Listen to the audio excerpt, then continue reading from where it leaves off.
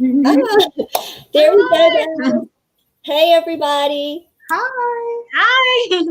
Oh, we've got Ann and Sherry already in the chat. We are so blessed to have Ann Dayleview with us tonight, and she is going to share her expertise. And we have Michelle DeRosier here tonight. We're going to introduce ourselves, and then we're going to turn it over to Ann. So let's start with you, Michelle. Go ahead. Hey, everybody. I'm Michelle DeRosier, writer DeRosier. I am a creator of culturally diverse stories from picture books to novels. And I'm Jen Lowry, and it's so nice to be around my WWJs after a very long week. Yeah. Happy Thursday, everyone. We would like to first extend a thank you to everybody who came to the WWJ Writing Conference and then sent us surveys back after that closing session and said, we want more. Can you please do a session on? And so with those surveys, we have planned out the next few months with topics that the audience members have requested. And one of those was, what do you do with an author website? And we're like, we know the perfect person in the WWJ for that. And so now we're going to turn it over to Ann. So Ann, tell us about you, and then we can get started. Hi, everyone. My name is Ann Dayleview. I work in digital marketing. I've worked at multiple Fortune 500s. I've worked at different agencies. I really help businesses and authors alike build their platforms online, as well as market their books and products to a wide variety of audiences. So I'm really excited to be here tonight to talk to you about the basics of how to build a website. And if you have some more in-depth questions, I'm happy to answer them. I'm going to apologize in advance. I have two very rowdy dogs, so you might hear them sharing their enthusiasm throughout. Nice. Please let them. We are adding all of Ann's great work that she prepared for us. Okay, Ann. All right, so learning how to build a website for an author is extremely important. It is where your home base is for whenever people are searching for you, when they want to learn more about you. It is also a place where you can store your books so that people can get to know you more as an author, find your products online, sell your books. You can also leverage it to sell courses if you want to help teach and guide other authors or other readers along your path. So having a website is a really great place to have that platform to share with people.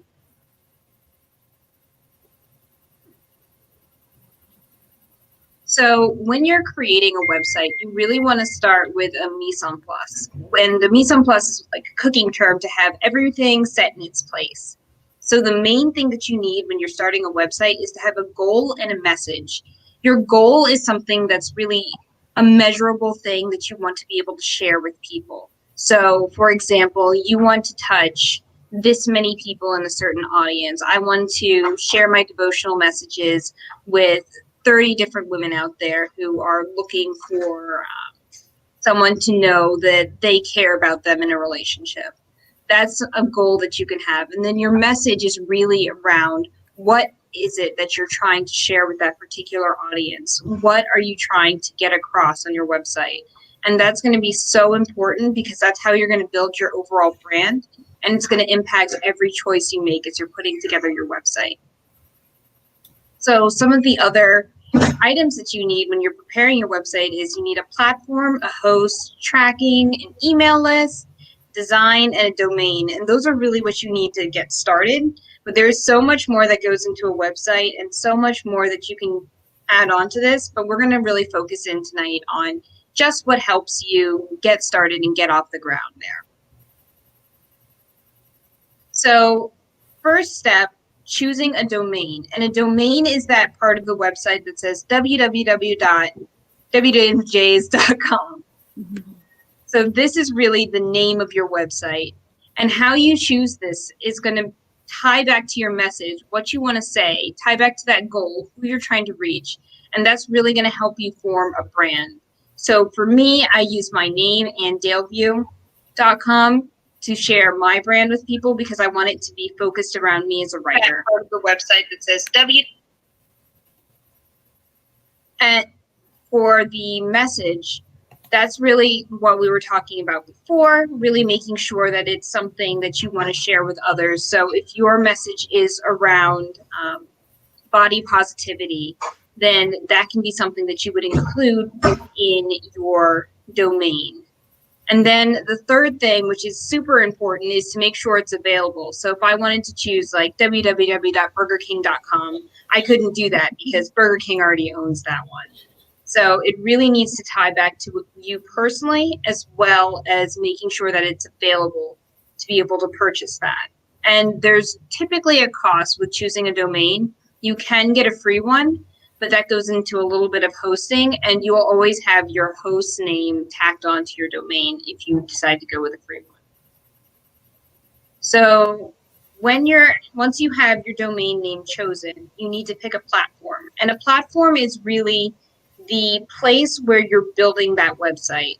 So there's a couple options. You could use Squarespace, you could use Wix. A lot of people use WordPress. There's a few different out there, and just doing some research is really important to determine which one's right for you. So when you're looking at a platform, some of those things that you want to think of is your technical skill. How technical are you? For example, you can have a website that you build on Dreamweaver, which is a program that you can build a website from scratch. And if you are really technical and you know like HTML5s and all of that fun stuff, you can build a website from scratch, then go right ahead, build it yourself. You're in a good spot choosing something that's really high tech and does not have a lot of features for you to do it on your own. And then scale is about how much you want to grow it. So for example, as we talked about, there are some platforms that you can use for free, and they will always have, it'll be like something like www.wordpress.dayleview.com. And that's really great for when you're starting off. You're not trying to really grow your site too much. You're just really focusing on the message that you have and sharing it with a select amount of people. And if that's your goal overall, if you're looking to share it with family and friends and you're not trying to constantly attract new people, then having one of those free versions might be the best option for you.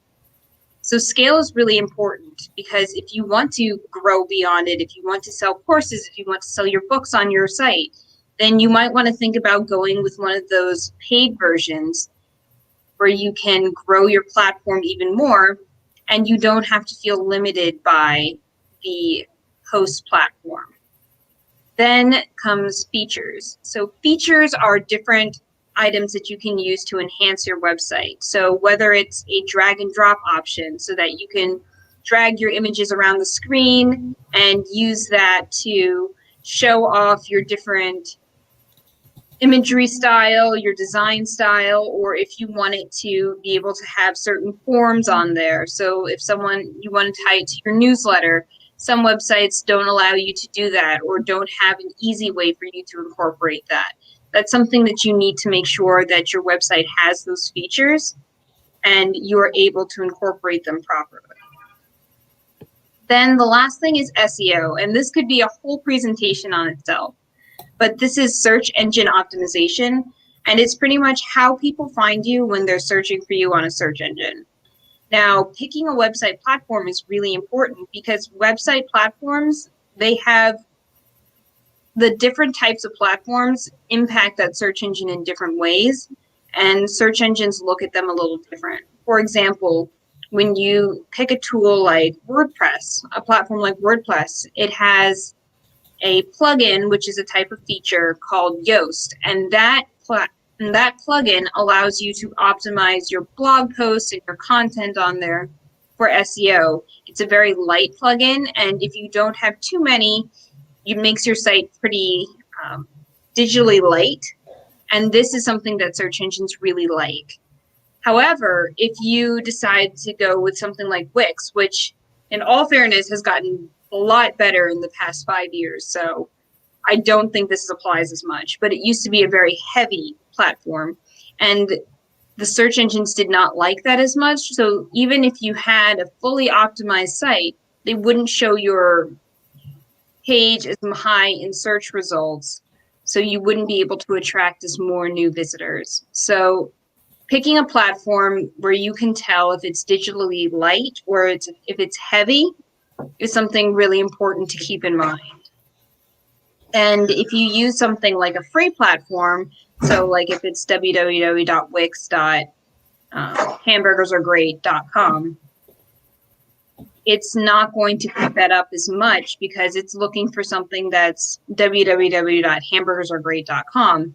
It's looking for that key isolated word in your domain name to really tie back to you. So once you have your platform, you need to find a host. And hosts usually would charge less than $4 a month. I'd be surprised if you found one that was more. And this host is really important because this is what allows you to have that domain name that goes like www.dayleview.com. So there are a plethora of hosts to choose from. Some of your platforms will even suggest certain hosts for you. I use Bluehost. Some people use GoDaddy, HostGator. These are all really great options to go with. It really depends on what features you're looking for, what kind of customer service you're looking for, as well as, what works best with your website.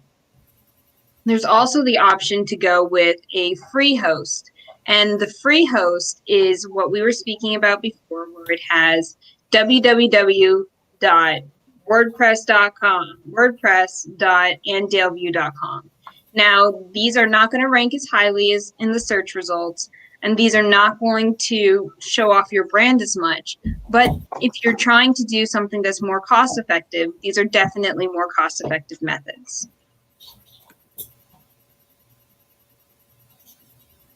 So the next thing you need to do, which is super, super important, and I think this is a step that a lot of people miss when they are creating their website, or they don't think about this when they're putting their website together, is making sure that you have proper tracking in place. Even if you're not going to run advertisements, or even if you're not going to work really hard to promote it, you still want to make sure that you're hitting the right audience and you're really reaching out to the right people. So the best tracking solution, I would say, in my opinion, and there are a few out there, but this one is free and it is very powerful, is called Google Analytics. And it is, of course, powered by Google. And it is a free option. And what I like to do is put it into what's called Google Tag Manager, which is pretty much like, think of it like a lunchbox that holds all different types of analytic codes. So, for example, with me, I like to use multiple. So I do use Google Analytics, but I also use Facebook. And Facebook allows me to do different things through their platform so that I can get more information on people who are using my website. I can also promote my website through Facebook. So by having this all in one place, it keeps things very organized and it makes it easier to switch between the two. So for installing Google Tag Manager, you want to first create a Google Tag Manager account. So once you create that account, this is going to be what's allowing you to install this on your web page. Now, when you're on your site, you should know where the header and body, body sections of your web page are. And this is different depending on each of your providers.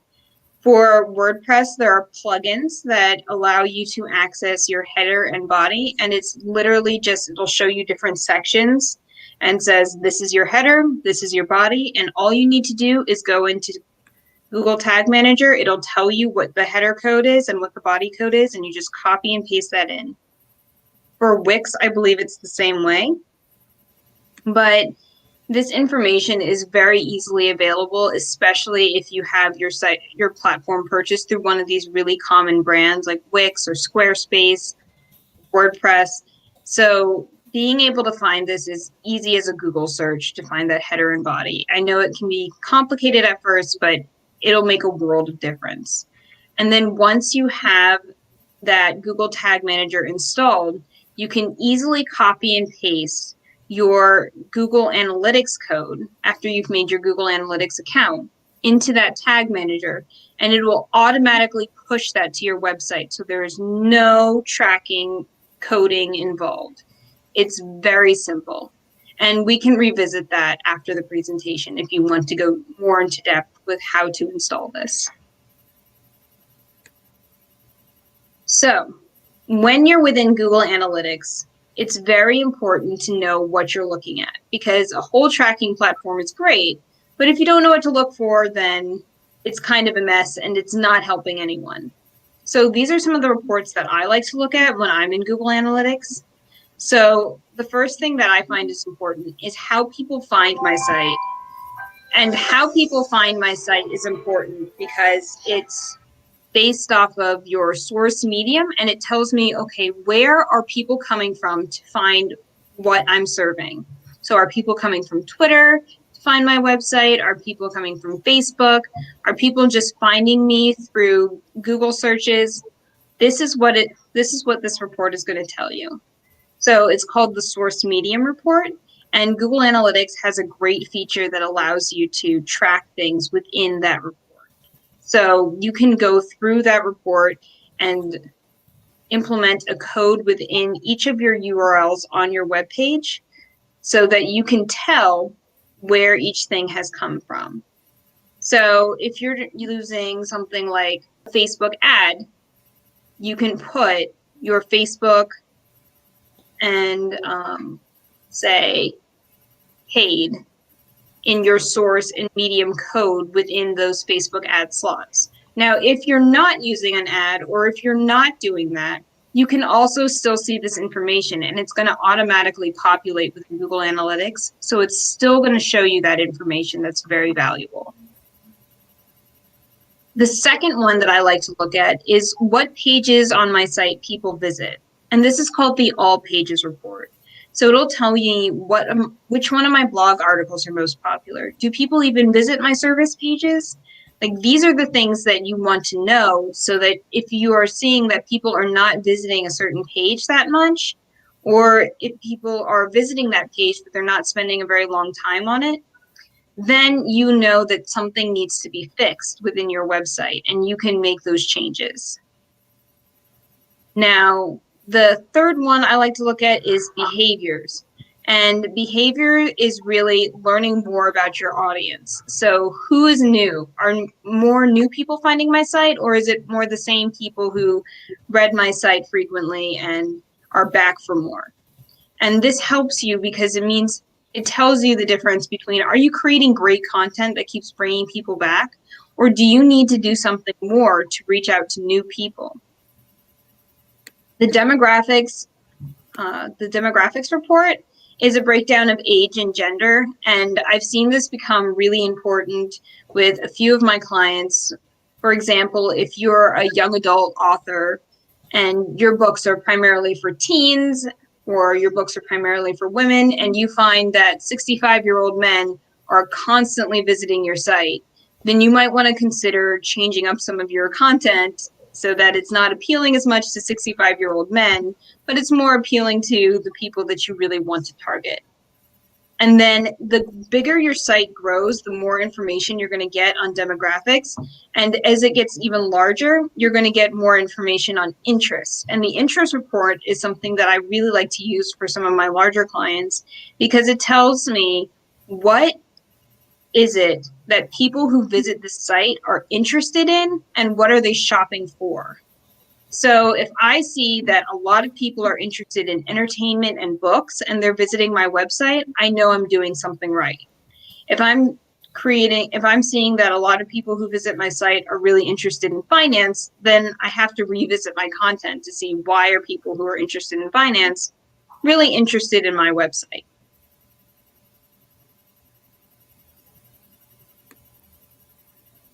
All right, so you also will need an email list. And email lists are really important for staying in contact with your site visitors, as well as to build that relationship with people who visit your site and create a more personal a more personal brand with them, because that connection is so important. With the internet, it can feel really cold out there, and it can feel like people who visit your site are just numbers. And through an email list and really having a newsletter, this is something that is really going to pull people in and really show them that you're engaged with them, you care about them, and you're trying to provide them with something valuable. So that valuable piece is something that you really want to make sure that you have on your website. You want to provide something valuable for people in that newsletter. So whether it's a short story or a poem, or maybe it's a tool to help authors query, something you can do to provide a certain value to excite people to sign up, as well as something that ties back to your overall message.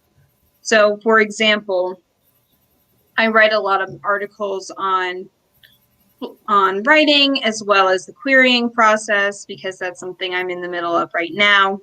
And I created an Excel tool that helps you write Twitter pitches for Twitter pitch contests, as well as I've created an Excel tool that helps you write a query letter. And these are giveaways that I'll offer in my email list every once in a while. So these are really great to incorporate, because people will see them and they'll go, oh, I want to sign up for that. I want to get that tool. And then once they get that tool, they'll see that you have more valuable content. And they're like, oh, well, this is an interesting article. And they'll stay engaged with your website. So this is really the best way to connect with your customers and really connect with the people who visit your site and continue to develop that relationship.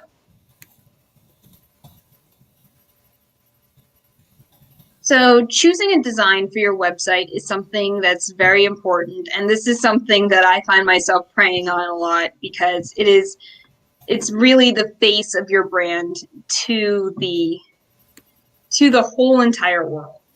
So you pretty much have three options. You can design your own, which if you are really good with Adobe Illustrator, which is the only program that I've ever used to design a website from scratch. So I know there's more out there, but Adobe Illustrator is the only one that I know. You can design it from scratch there and really have everything exactly the way you want it. And then you can build the code in Dreamweaver and push that live. So that's option one. It is very challenging and time consuming, and trust me, unless you're a real expert at this, you do not want to spend long hours doing this. The next one you can do is choosing a template, which is the option that I like to do because it's low cost. There are free templates out there. You can pay for templates, but they're very flexible. A lot of them come with their own SEO tools that you can use, which helps your website show up in front of search engines. They're also customizable, so not every single template will look the same once you're finished customizing it. So I really like to go with templates because they're a lot less time consuming and they provide you with great options. And then the third one is most expensive, but it's similar to designing your own, where you get exactly what you want, and that's hiring a designer. So this is someone that you are probably going to pay at least $100 for. I would say you could pay significantly more. I've had clients who have paid between $100 for a website build and $10,000 for a website build. Like it really can vary. But I will say, once you get that designer, depending on how complex you want your website, it's going to be really worth it. If you have a really complicated idea that you want to put forward, having a designer design it professionally for you, you'll get exactly what you want and make sure that you have all the features that you need.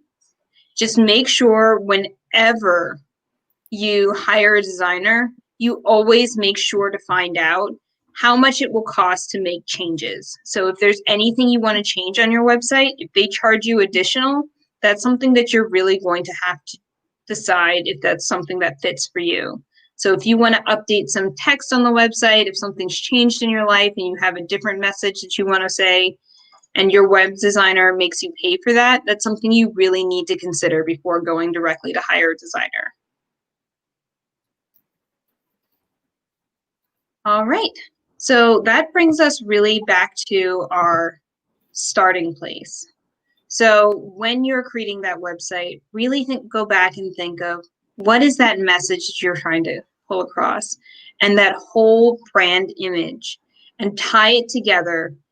It's going to pull in everything from your design to your platform, making sure that message is all one, and making sure you're really getting across your point and building that website and what you're trying to share with your audience, who you're trying to connect to.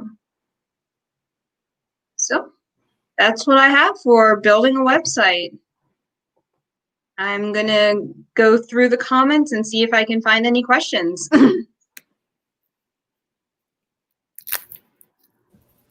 All right. And woo! Starting with page 1, I can just remember how when I first started my website, I had no clue what I was doing, and I pretty much still don't know what I'm doing, and I still kind of update it. But always, so I don't feel all over the place. I loved your first slide. And I love that this is recorded because I can just go back and recheck, make sure that I'm doing everything and really looking at the design element right now. Absolutely. Because I've started tracking, thanks to you. I've started the email list. You know, I'm better at that. So now I need to focus a little bit more, I think, on my design. So, you know, I think that this can be a little overwhelming for a first time authors, and people are going, wait, I need a website? And now I'm going to think of all these things, but it's through steps that you do those processes. So, Yes. Anne, your first word of advice for starting with that goal, that message, your first word of advice. What would it be? I would always say start with your mise en place. And that is the header of the slide, first thing that you're going to see. It's really breaking it down so that you don't feel overwhelmed. Building a website from scratch, even if you're using a template, even if you're not going in depth with the design, can feel really overwhelming. And what I like to do is put separate little folders of everything that I need to do. So I have a folder where I have the different hosting options on my website, how much each one costs, how much the benefits I like for each one. And then I have the same for domain ideas, and I have a whole bunch of different domain ideas. And then I'll have my email list, the different email list providers that I like, and all of that stuff. And I'll keep it into different little folders, or I'll put it into a spreadsheet. So when I'm ready to tackle one, I can just focus on that one idea and really take care of that step by step. And it's all going to be saved in one place, so nothing is going to go to waste. So when I'm tackling that domain idea, I go through all of those domain ideas. I can check the availability really easily. And I feel accomplished once I finally got that domain that I like, because I've checked off one thing on the list, and it doesn't feel like everything is coming at me at once. I love that idea about keeping the list like that, because you're helping other authors too. Because then when they come to you, you can provide them with 2 or 3 different options. You're not just saying, use this, it's the magic. Because as you know, there is not one magic formula. It's what works best for you. And you give people at least a starting point where they can go out and research. Yes, definitely. And I have built websites on all sorts of different platforms. And I used to have mine on Wix, and I'd have a lot of my developer friends tease me because Wix was not like the developer-friendly website. So, but it worked really well for me. And I would always tell them, I was like, hey, this is what works for me. You know, I know how to build a website from scratch. I know how to build a website with WordPress, but I'm not going to do that because I don't have the time to do that. And I don't want to put the energy into that. So Wix is what works for me. And I was able to optimize it and do what I needed to do on Wix. So you have a question. I'm throwing it up so everyone can see. Didn't use any of the hosts. So yes, Rachel. So you bought a domain without Wix listed on it through Wix directly, and you didn't use any of the hosting places that were mentioned on the slide. Is there a difference? So there is a difference. It really depends on what you're looking for. So for me, the reason why I went with Bluehost is because they have really, really great customer service. So if I have an SEO question, because as much as I love SEO, I am not 100% the expert in it. but they have tons of SEO experts in it. If I ever want to run ads through my website, I can go to them if I'm having issues connecting my website with the ads. They have the ability to answer all those questions for me. Within that, they have auditors who will go through and audit my website. So all of those are really great options for me, and that's why I went with Bluehost. Now, not every hosting platform has it. Sometimes if you go with the one that's the best price and you don't need all that customer service, that's perfectly fine. That's what works for you. There's also websites that come with extra security built in, as well as, so they'll, really protect your data. Some hosting platforms will even provide a privacy policy for you. And those are things that you just have to look for in the features when you're choosing a platform like that. Mm-hmm. So Anne had a question too about when you were talking about promoting and doing the ads, and you just mentioned it again, Anne. So what's the range for those? So is it expensive to promote your website through Facebook? It really depends on your return. So what you consider successful and what you're considering worth paying for. So it can be expensive to promote your website through Facebook.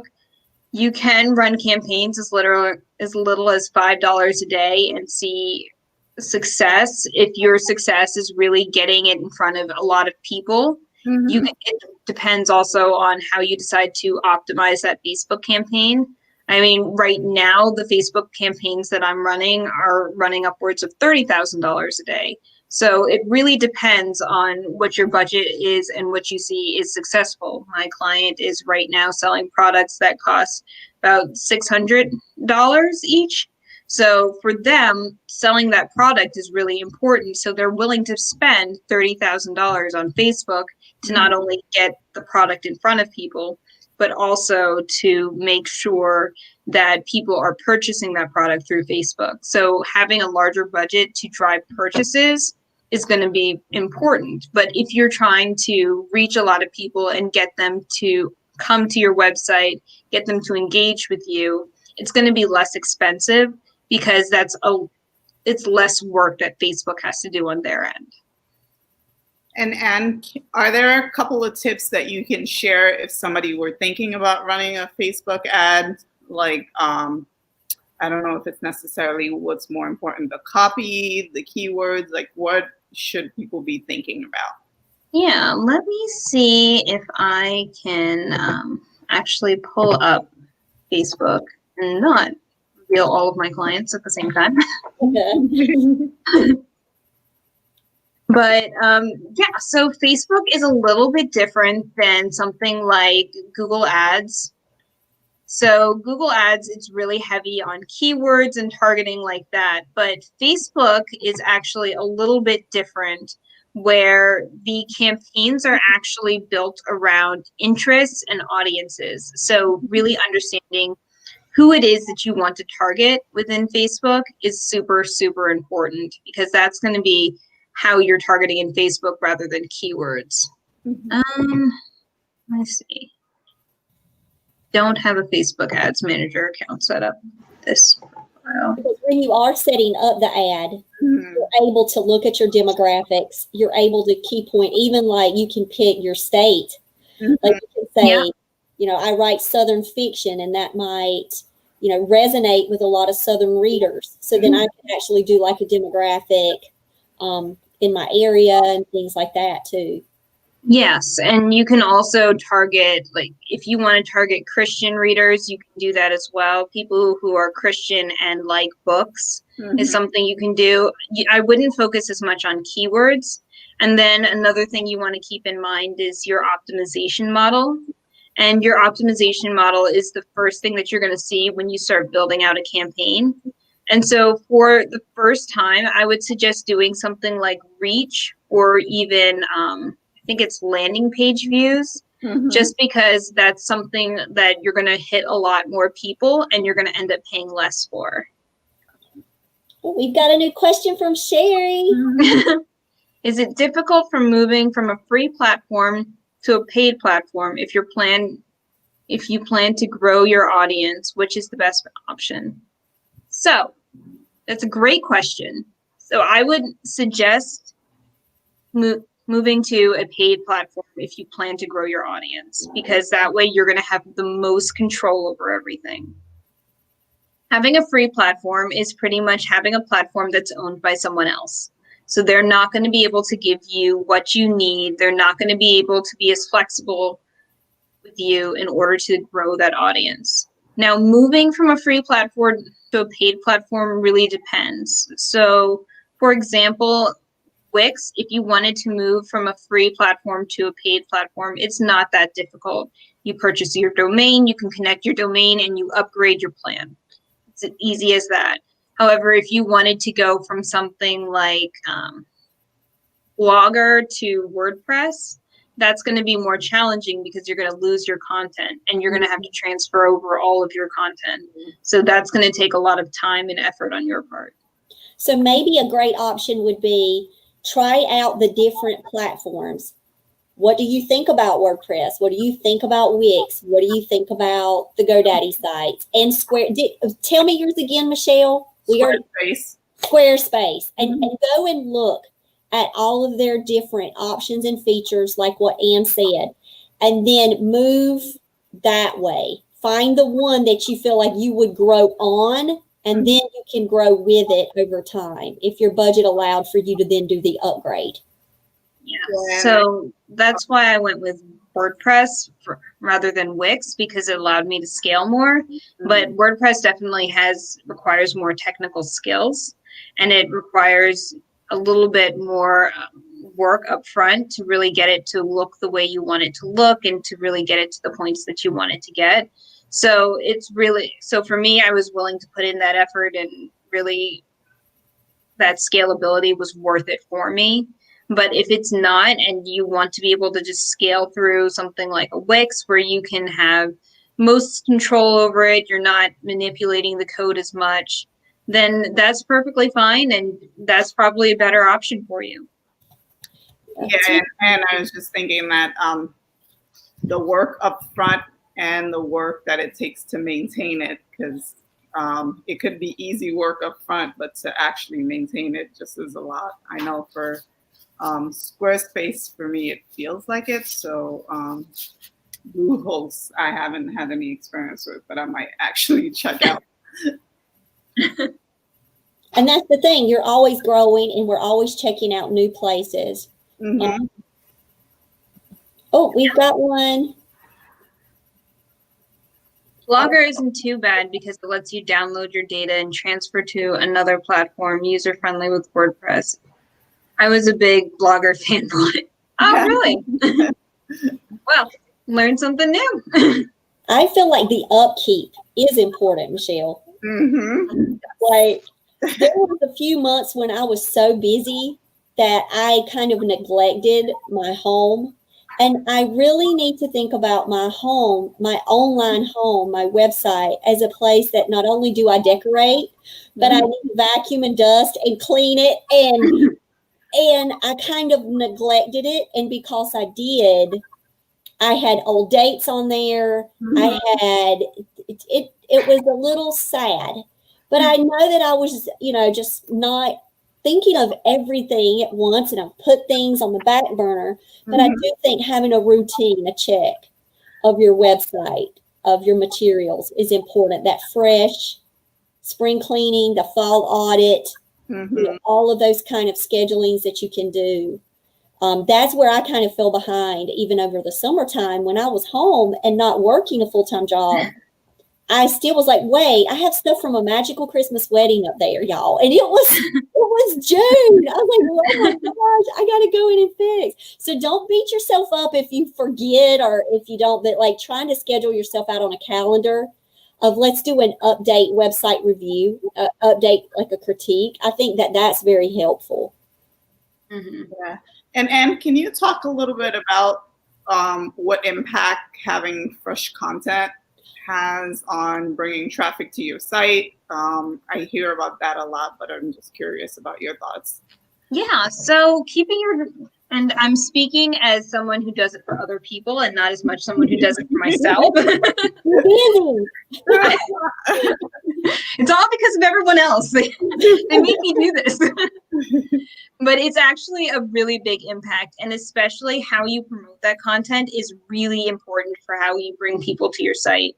So, and it's not just providing new content, but it's also refreshing your old content. So without getting too much in the weeds of SEO, when you're creating an article for your blog or you're creating any type of content, you want it to be able to answer a question. So whether it's someone who wants to learn how to write a romantic subplot or someone who wants to learn how to write a query letter, something like that, those are going to be new people, people who might not be searching for exactly what you have on there right now, but it might be some content that you had in the past. Now, within each of your content posts, you'll want to link to another post. So somewhere within your romantic subplot, you can mention querying and link to that other post you made. And that's really going to start funneling traffic from people who come in through different. It's going to start funneling from people who come in from different pages and really get them to engage with your website. So the more you come out with fresh content, you're going to want to make sure you link it back, and that's going to keep pulling in new people. And then the other side of that is to really push out your content. So that's kind of the pull of your content. You want to push it out too. So when you're promoting it on your Twitter, on your Facebook, on your Instagram, whatever social media platforms you decide to use, that's going to be also important to push out that content, and new people are going to see it every time. And if you're connecting with that right person, if you're using the right hashtags, if you're using, if you show up in the feed at the right time, you're posting at the right times, you're using the right imagery, that's going to pull more people into your site. And then once you have those links in there, that's going to push them to the different parts of your site and really engage more. And so every time you put out a new piece of content, you should see an uptick in the amount of people who are coming to your site. And along with that, I highly, highly suggest you push out content on Pinterest, because that brings in a lot of traffic. It's a really great way that people bring in a lot of people to their site. Meaning when you're ready to share your blog. Oh, go ahead. Go, Michelle. Go. I was going to ask, and can you just elaborate a little bit on how to push out content on Pinterest? Sure. So I'm going to talk about Jen's favorite tool, Canva. Canva has a really great option where it helps you format what looks like a Pinterest post. And these are those long posts that you see on Pinterest. And this is going to really help you. You can use, what people are searching for. So people do go on Pinterest to look for query letters and how to write a query letter. So create like a little visually captivating image that has in big words how to write a query letter on it. And then put that on Pinterest, add a little description on the side, and link it to your site. And that just pulls people in. Oh, I love it. I love Pinterest. Yeah. I'm using it more smartly to yeah, that's great. Pinterest is a great underrated tool. I had no clue that's how people were doing that, though. And I love that with the Canva link, with everything there. Okay, we've got one. Rachel. For SEO keywords descriptions on a website, how do you know which keywords are best to use? Short descriptors or full sentences? What if you have different content, kidlit, adult, short fiction? Okay, so when you're creating a website, the way search engines look at your site is they look at it in a path. So they want to be able to easily crawl from one part of your website to another. So it should flow naturally. So at the top of your website, those little links that everyone has at the top of their website, those are called breadcrumbs. And it's kind of like the Hansel and Gretel story, where you want the search engine to follow those breadcrumbs through your website. So when you have different kinds of content like kidlit and adult short fiction, you want to have an overarching category for that. So whether it's like fiction or writing, that's going to be your overarching category. And from there, you want to have a drop down that separates those. So then when you're creating keywords for each of those pages, you're going to have separate keywords that appeal to those separate audiences. So for your Kidlit section, if you're writing content on Kidlit, those keywords should be answering questions that people are searching for around Kidlit.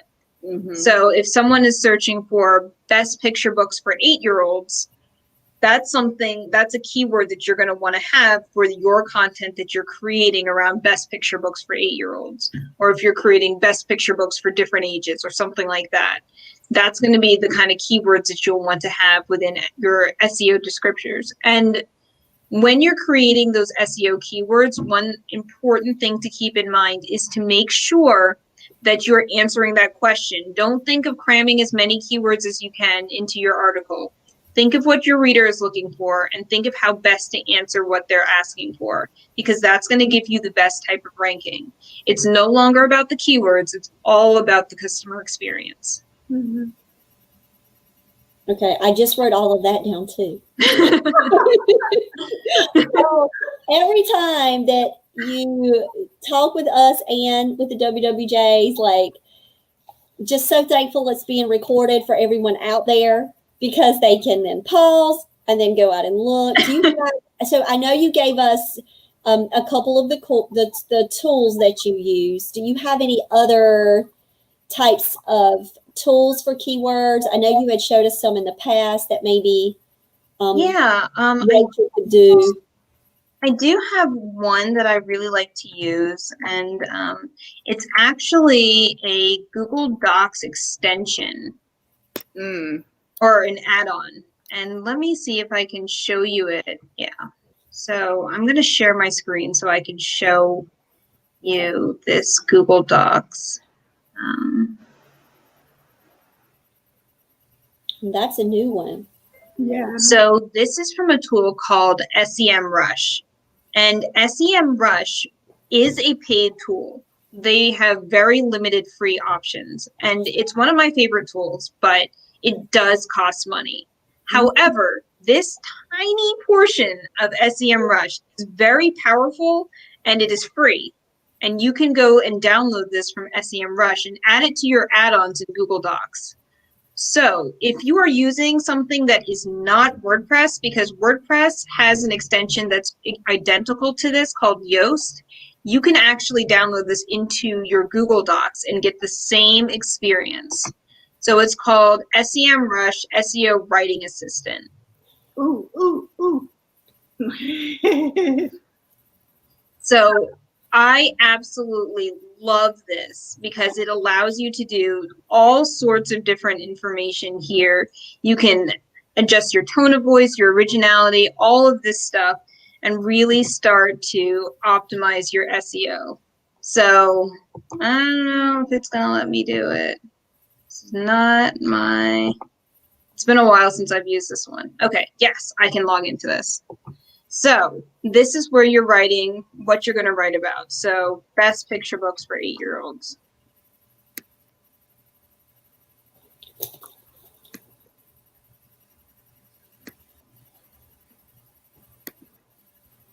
So you can enter as many keywords as you want. And then as you are starting to write, it's going to, oh man, it's making you pay for it now. Well, it will give you, as you're writing, it will give you ideas on how original this is, if you're including the keyword frequently enough, if your tone, how your tone is ranking. So this is such a great tool to use. Let me see how much it costs now. It used to be free. They caught on. Caught on to how good it is.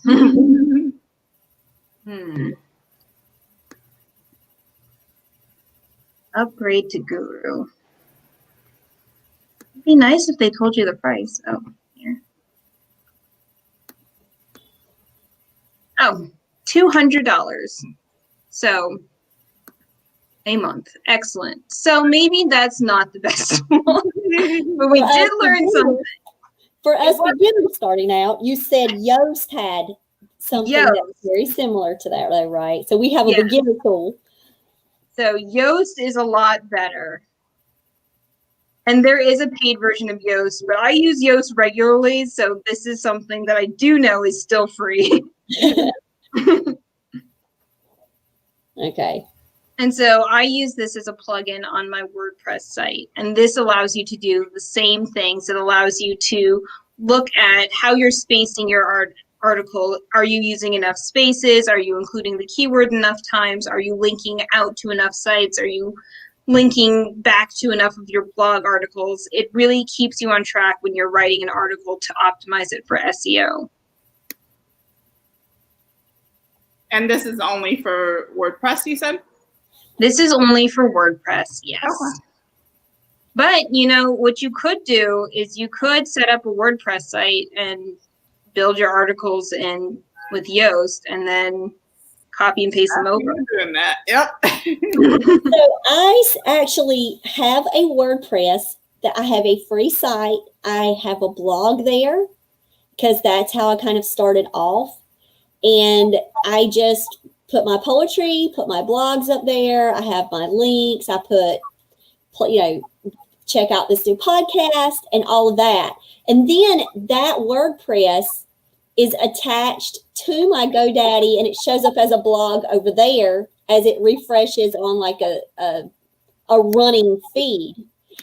Because it's like I don't want to give away WordPress. I have all, you know what I'm saying? So when I first started out, I didn't understand that I could have a hosting platform where I could do it all, where I could actually have a website and have a blog and do all of that. I honestly did not understand it. And I was just like, okay, I need the blog. I didn't realize that the blog and the website could have all fit together. So that just shows my limited tech understanding back in 2014. So I'm still kind of running that blog, but I also run that website and I hook it in. But I never use it as a website. Isn't that strange? I'm sure I'm the only one that's ever done that. I mean, I honestly just didn't, I didn't know. I was like, oh, I want to write some things. I want to write a blog. I want to write some poetry. What do I do? And they're like, be a blogger. And I was like, okay. So now I just start writing these things, sending them out. And then next thing I know, I was like, oh, I need a website. I don't know why I didn't think I could have built around that. It was just so funny how you look back at your journey when you just don't have people in your path that you can bounce off ideas with. Like I had no one in my writing circle. And so I couldn't go to them and say, hey, what's up? Well, how are you doing managing this, that, and the other? So, and then I didn't know YouTube existed with Author Worlds and AuthorTube. And so I was just so limited. That's why I love, Anne, that you're so willing to share. Of course. Like, here's the information. Here's a way that you can start tackling some of this. And then there's always room for us all to grow. I think this is like the never-ending story. Absolutely.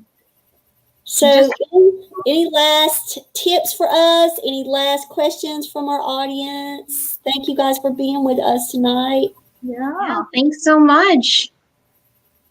I'm just seeing if I can pull up Yoast now to see, so you can get a little sneak peek at what it looks like.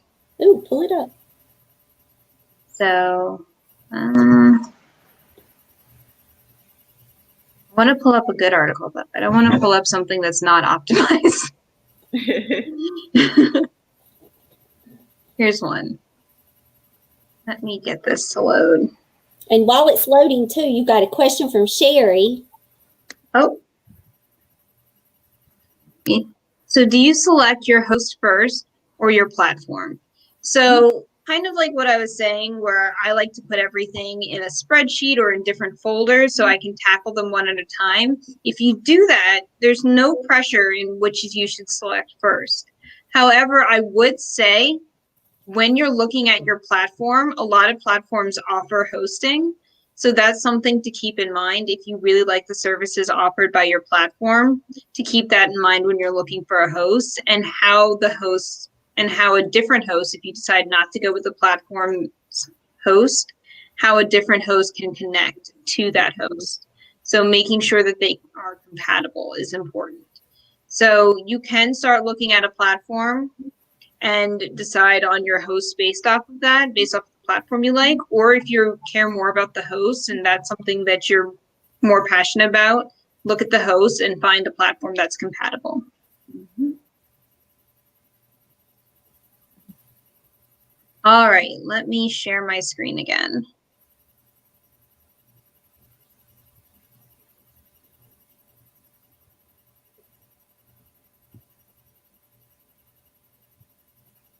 Here we are. So here is one of my articles on WordPress. This is the back end of it. And when you scroll all the way down to the bottom, I have my plugin called Yoast SEO. And here is where I wrote my keyword. That's what my article is really based around. So I'm writing about the Amazon algorithm. Okay. And so this is what shows me, it shows me how it's going to show up when someone is searching for the Amazon algorithm. So making sure that my website pops here. And this little green smiley face shows me how well I'm incorporating the different components of SEO. Wow. So I need to work on my internal linking, which means linking to other blog pages, other blogs I have, or other pages on my website. And then it's saying that I need to use my keywords more in my different headlines. So in these headlines here. Okay. And then I'm doing an okay job because I did use my key phrase in the title, but I didn't use it at the beginning. So I started with a writer's guide to understanding the Amazon algorithm. And it wants me to start with Amazon algorithm. So maybe if I did like Amazon algorithm : a writer's guide to understanding or something like that. But then here's that. Yeah, and then it breaks it down into all the other things that I did well. So linking to other sites, keeping my keyword in the introduction, keeping my keyword length at a good length, using my keyword enough within my blog post, making sure that my meta description, which is the description here, is a good length. Mm-hmm.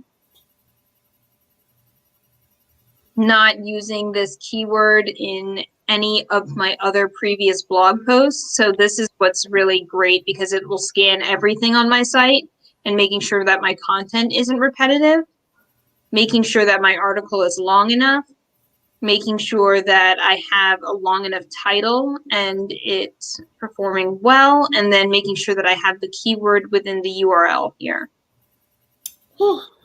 It does all of those that work for you. And the more you see that outline like that, when you go to write your next blog, those things will just start coming into your mind. It'll start training you, just like I think Grammarly and Pro Writing Aid helps train us when we're editing. I think this is a great training exercise for us to do this Yoast.